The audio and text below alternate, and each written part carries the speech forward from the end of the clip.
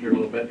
Again, my name is David Bracht, and I'm the director of the Nebraska Energy Office. And as Cliff said, I came into this office a little over 3 years ago when Governor Ricketts started his administration.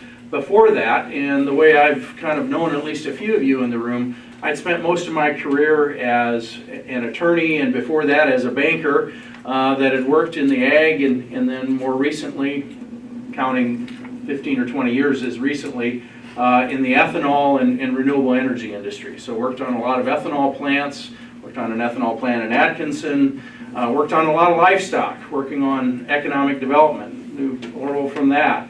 And I see solar power as one of those things, because it's kind of an economic development opportunity.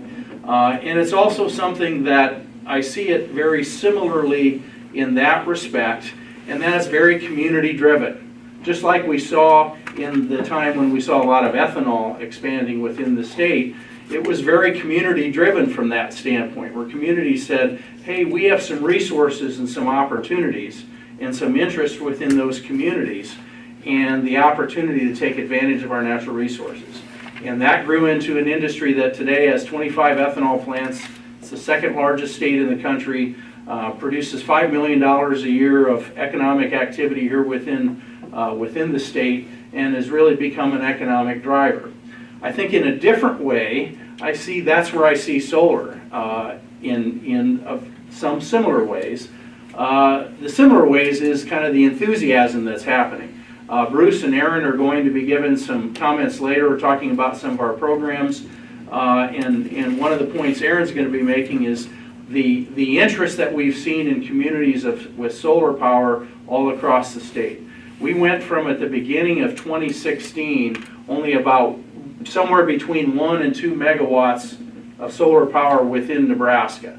By the time we got to the end of 2017, and to be candid with you, the numbers are getting kind of fuzzy on me because we've seen that much activity, that we're certainly something over 20 or 25, approaching 30 megawatts of solar, somewhere in there.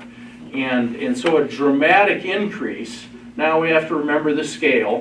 1 to 2 megawatts isn't that much, but but to have it grow that quickly. And of course, part of that's driven by the fact that the economics in the solar industry broadly has changed. Where we've seen, if you go to, or you're familiar with the Lazard study, that's a study that looks at energy costs of a variety of different sources. The most recent report that was out at the end of last year, the cost of solar on a levelized basis has declined 86% in the last 8 years.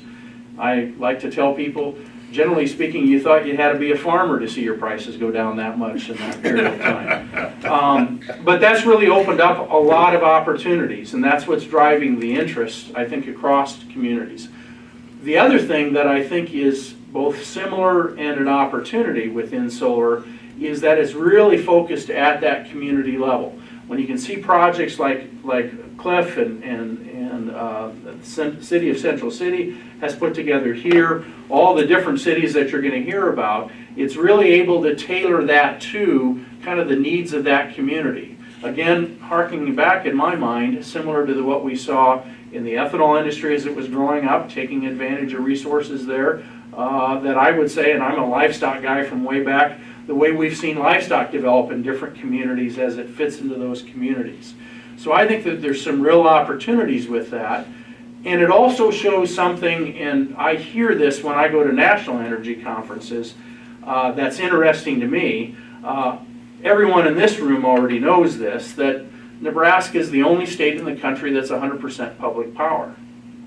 And that, again, is a very community-focused kind of way of looking at our power systems, more than any other state. Certainly across the country there's a lot of public power, but there isn't any other state like Nebraska where our whole system is set up that way. And I think that really offers some opportunities, and solar is particularly well driven to that. And what I hear at national meetings is both solar and this kind of distributed generation, distribution of energy, something that we've been familiar with for coming up on over 80 years now, is what many in the energy industry across the country see increasing. So things that you're familiar with from a structure standpoint, is something where a lot of people in the energy industry see a movement to overall. So I applaud you for being here today and for being interested and open at looking at new things. I think it's an opportunity for us to look across our communities and really strengthen our communities, grow jobs in our communities, which of course is what we all want, certainly what my boss, the governor, wants and talks about a lot. So with that, I applaud you for being here. I look forward to, I won't be able to spend the entire day with you, but I will enjoy being at the first part.